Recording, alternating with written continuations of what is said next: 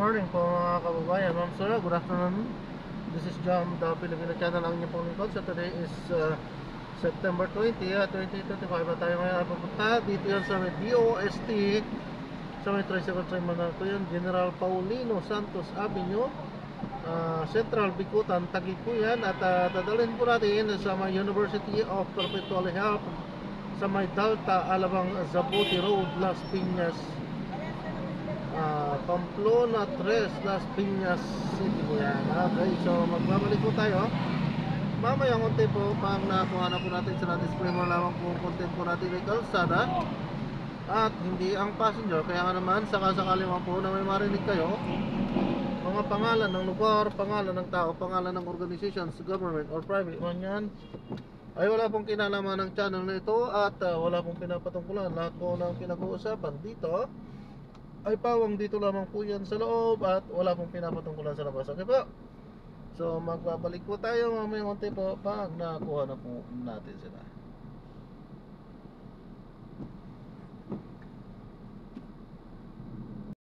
Na nakatataho ng lahat ng mga bagay na sasabi sa kanya ay lumabas.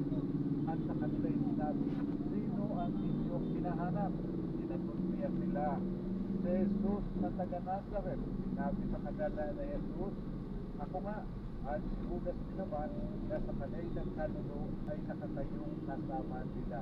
Pagkasabi nga niya sa kanila, ako nga, ay nagsiurong sila at nangalungkong sa lupa. Mulingan siya'y tinanong niya, sino ang inyong hinahanap? At sinabi nila, Jesus na taga Nazareth.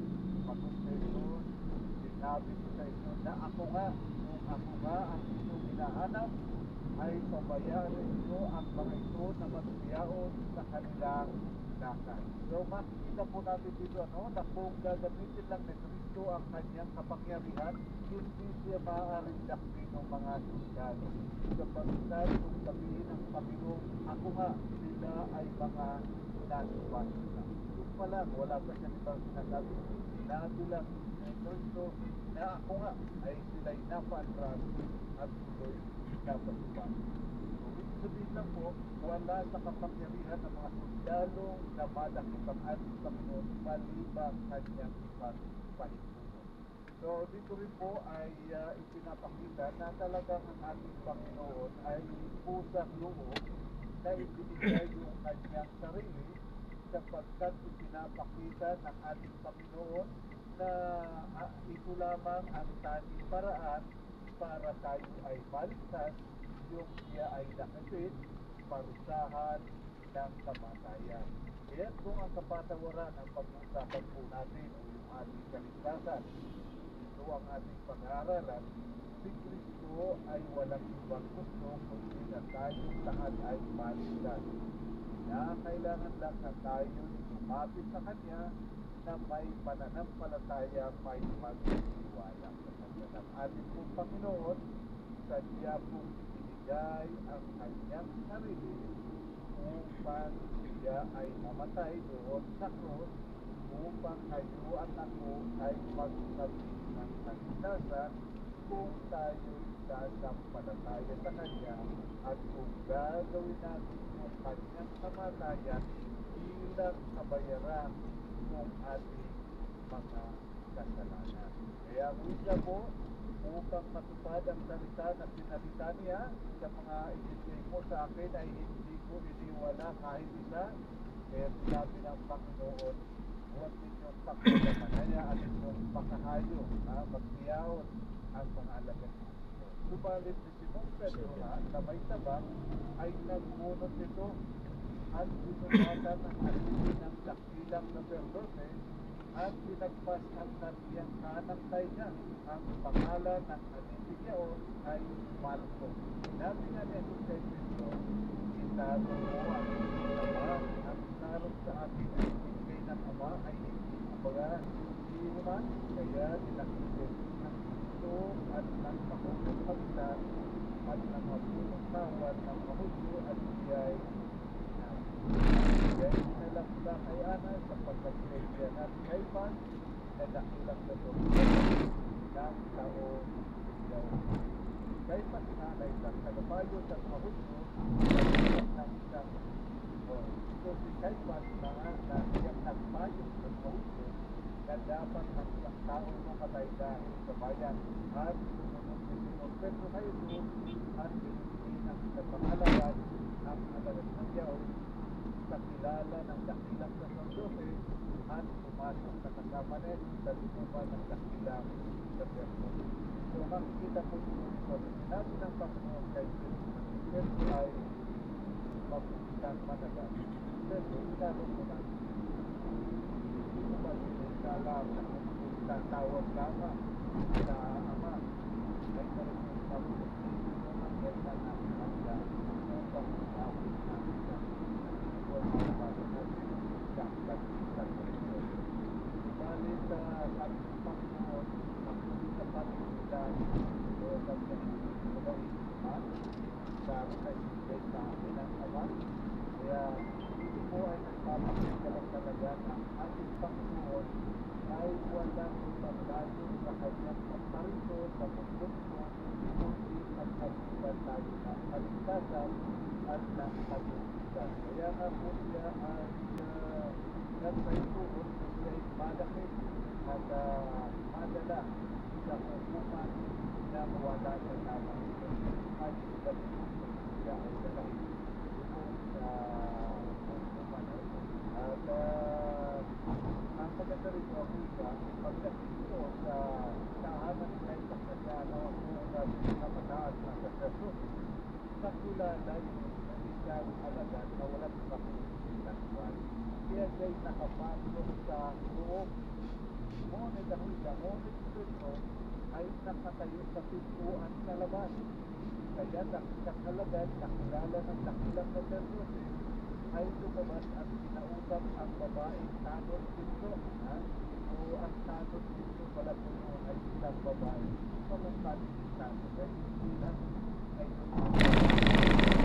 kahit pala sa unang panahon ni Jesus Christ talaga mayroon ang pala mga babae na tanod. At kami siya at pinasok sinabi nga kay Jesus ng dalagang tanod dito. Pati ba na ikaw ay isa sa mga alagad ng tao ito? Sinabi niya ako. So dito yung sinabi ng Panginoon ako na Sandal Pedro, bago ilaw ang manok sa sinumagaan ito, ay nagkanulog mo na ako, pinagkailang mo na ako ng tatlo. Ito muna, kung tanong ka ng dalaga, sabi dito, hindi ba ikaw ang isa sa mga alagad ng tao ito? Sabi niya ako. Nakakatayo na doon ang mga alisin at ang magpapakawal na nagpapalingas ng sigang ulit. So, ibig nyo, kahit pala nung unang panahon ko, ito rin nag-iisip. Sa mga nag-iisip sa pagkakitaon at dahil nagpapalingas at ibig nyo naman ay sa kapitan na nakatayo at nagpapalingas. So, doon naman sa laman ay naroon yung mga kawal na nagpapalingas at nagtaglag pala noong panahon na yun na ang ating Panginoon ay saksihan. At si Pedro ay naroon nakasama doon sa mga nagpapalingas na nakapasok sa bahay ng sacerdote sa pagkakay sa dagat. Doon lang yung kumagandang labas. At pagkatapos na nagsasabi, tinanungan ng dakilang sacerdote tungkol sa kanyang mga alagad at sa kanyang pagtuturo. Sinagot siya na ito, ako'y hayat nagsasalita sa pangasihan. Ako'y lagi nagtuturo sa mga sinagoga at sa templo. Kaya pinagkakatutunan ng lahat ng mga Hudyo. At wala akong pinagsa na bigin. Bakit ako'y tinatanong? Tanong silang nakarinig sa akin kung anong pinagsa ko sa kanila. Narito ang mga ito at nagkakaalam ng mga bagay na sinabi ko. At ang nasabi ko ay sinampalpe ng sila sa kapong awas na nakatayo ko na nagsasabi. Dahil yan ang pagsagot mo sa dakilang sacerdote. Lumani na sinabi na no, pinalusahan ng ating Panginoon. Ang palpe ay sinagot siya rin. kung ako'y nagsalita ng masama, matutuhanan mo ang kasamaan. Kaya takbuhan kong mabuti. Bakit ko ako sinasampan? Pinadala nga siyang dapos, kaanak, kay-kaypan, na dakilang na San Jose. Nakatayo nga sa Diyos na nagpapainit, sabi nga nila sa kanya, ikaw baga ay isa rin naman sa kanyang mga alagad? Kaya kumanda at sinabi ang isang alipin ng dakilang na San Jose, na kamag-anak na yung pinagpas ni Pedro ang kanya, ay nagsabi, hindi ba ikaw ay nakita kung kasama niya sa halamanan? Hindi nga kumanda ni Pedro at pagkakay ng tao. Dito po ulit po natin makikita kung paano si San Pedro, siya ay nangako sa Panginoon na siya ay handang sumama hanggang sa bilangguan o balik sa kamatayan pa. Kaya sa buwan ngayon, kung siya ay tanungin, kung si San Pedro ay kumaitan, nagpapakita lang na siya ay nanakot at alam niyo ng Panginoon. Ano po rin ang pangako ni San Pedro? Talaga po pinag-zero siya sa kanyang naman. Dahil sa buwan, ang sabi ng Panginoon, Pedro, manalangin siya. Sapagkat ang Espiritu handa, dahil sa buwan ang laman ay paningan. Kung ito po ay pinapasnayan lang ng ating Panginoon na hindi natin maaaring pagkaniwala ng ating sariling lakas, ang sariling ating kakayanan, ang ating sariling kapasyahan. Ang kinakailangan natin ay tulong ng banal na kailangan natin ang tulong ng kaya nga hindi tayo dapat na nagmamalaki. Hindi tayo dapat na nagwala sa ating sarili. At dahil sa ating nagwala ng ating sarili, hindi yan ang natin sa ating nangako na kahit sa kamatayan, hindi yan iniwalayan ang ating Panginoon. Maalit dito po ay hayagan, pinapakita sa atin na ang ating unawang Panginoon ay kanyang pinagkaila, subalit ang magandang nito ay natin na bago pa man ito gawin Pedro, sinabi na ng Panginoon Pedro, itinalanin ang pagkakita. Kaya nga kung ika'y pagsisya, manubat, malakas mo ang iyong mga pagkakita. Ganyan po ang sinabi ng Panginoon. At ng sibay mag-isasyon po sa pagkakita kanya at sa pagkamatay ng ating Panginoon. Sa sinabi ng Panginoon kay Pedro, itinalangin ang natin. Bago pa man pagkakala, Pedro, hindi na lalaki na ng ating Panginoon. Ganyan po tayo. Bago pa man tayo makagawa ng atupaman, ay matagal ng lalaki ng Panginoon na tayo makabalik sa kanya. Tayo bumalik sa kanya at tayo ganyan patatawagin at ipagkakalaan sa ating bagong buhay ang bago malakasan. Sapagkat ang Panginoon po naman ay nakikita ang kanyang pag-ibig para sa bawat isa sa atin at walang siyang ibang nananahin din ang lagi kanyang kapitunan at bueno, dapat na po tayo ng lugar na napakagandang talakayin ito. Balik pagpapatuloy po natin ito sa sunod.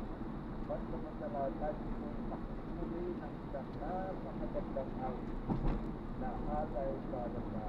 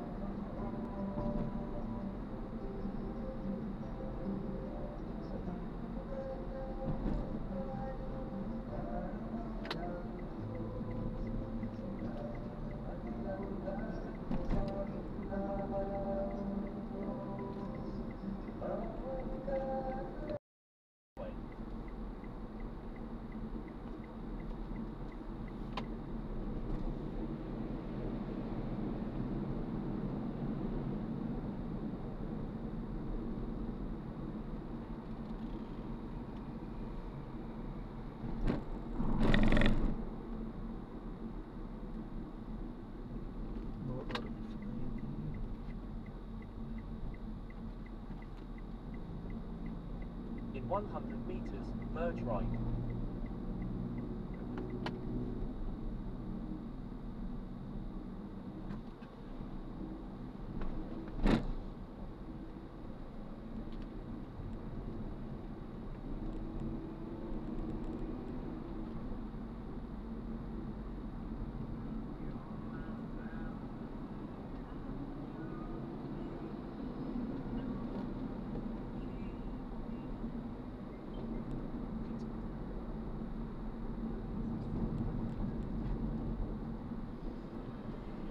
Head south on Manila Cavite Expressway.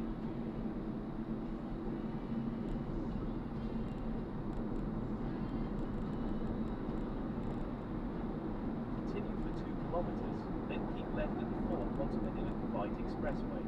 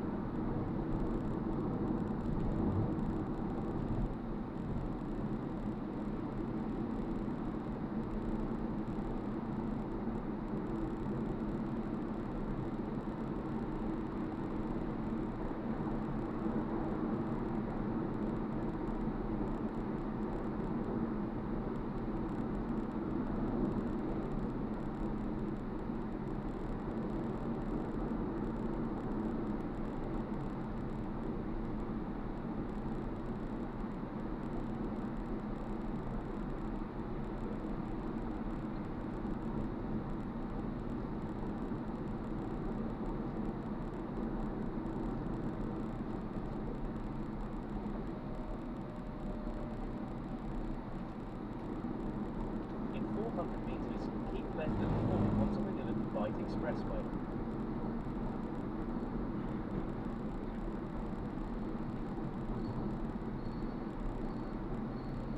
In 200 meters, keep left at the fork.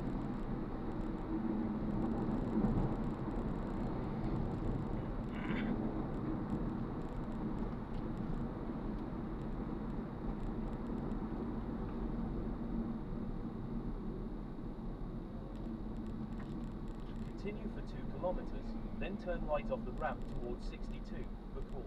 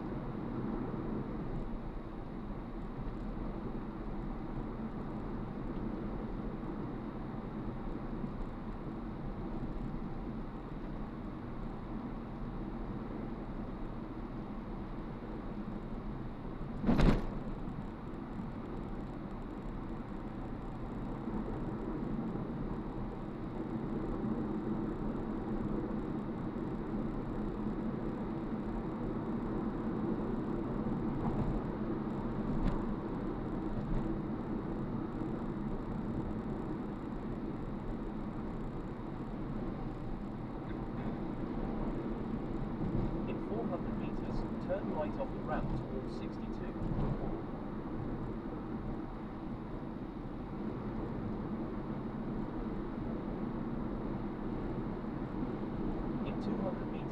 turn right off the ramp.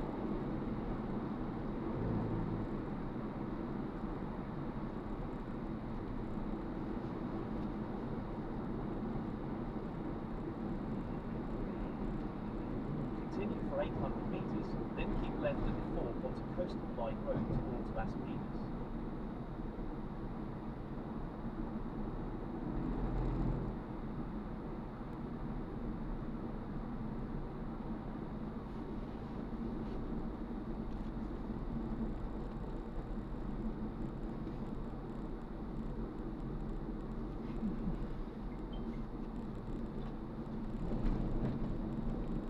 In 300 meters, keep left at the fork onto Coastal Line Road towards Las Piñas.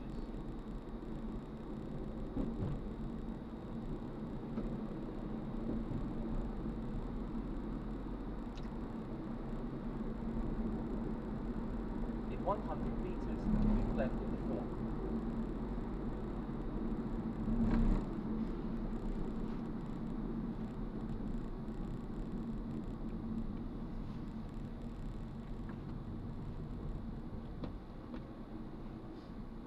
In 300 meters, make a slight left onto Zapote Overpass towards Alabang, Las Piñas.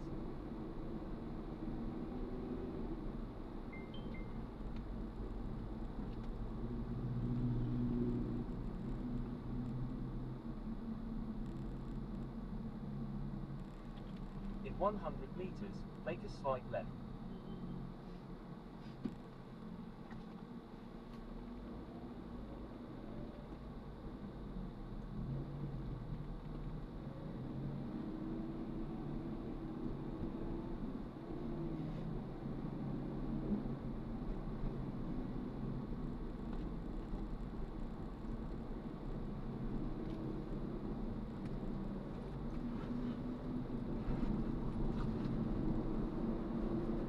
Continue on Zapote Overpass towards Alabang, Las Piñas for 3 kilometers.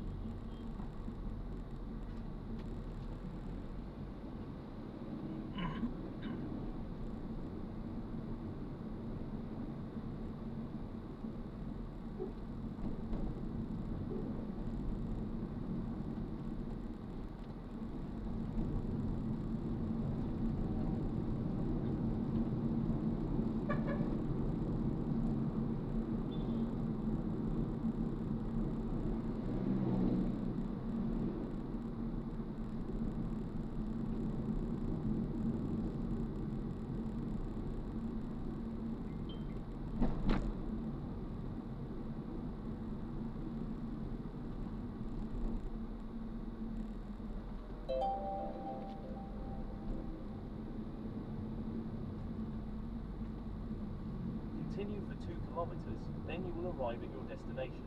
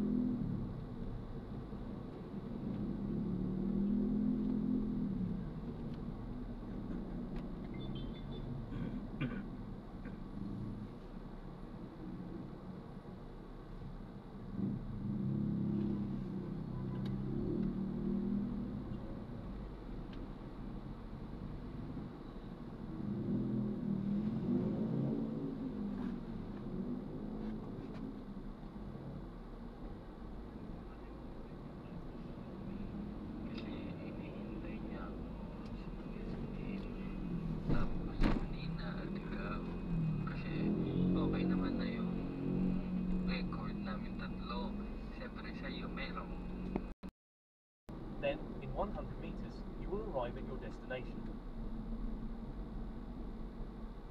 In 300 meters, you will arrive at your destination.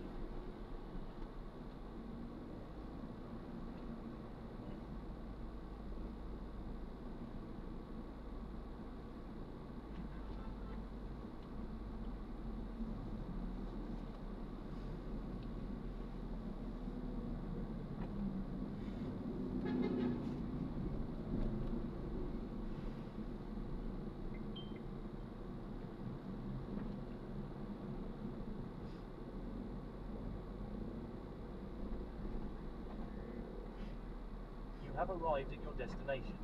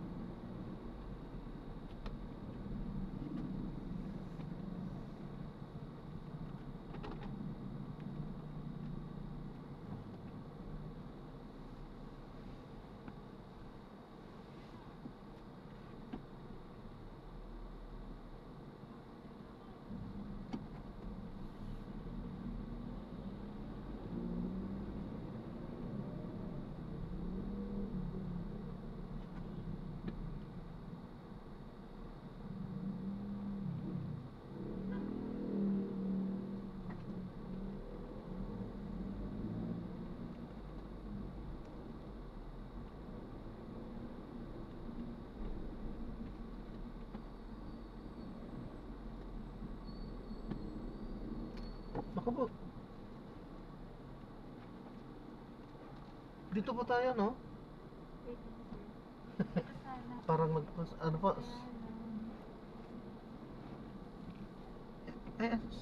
Saan ba yan? Sa kaliwa? Sige po, sige po. Head east on Alabang Zapote Perpetual Road, help. then in 60 meters, turn Itawid right. na lang po natin yan. Akala ko kung sobrang layo na yun. Nakalimutan ko eh. Nasaan ba yung Ocampo Street? Hindi ko po alam, ma'am. Hindi ko po kabisado dito eh.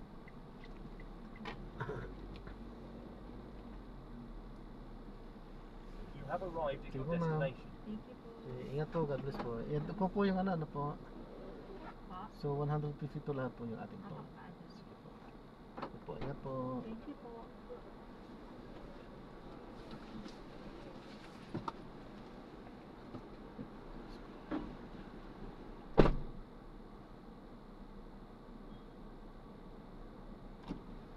Ayan, so na-drop na natin sila. So maraming salamat po sa panonood hanggang sa muli.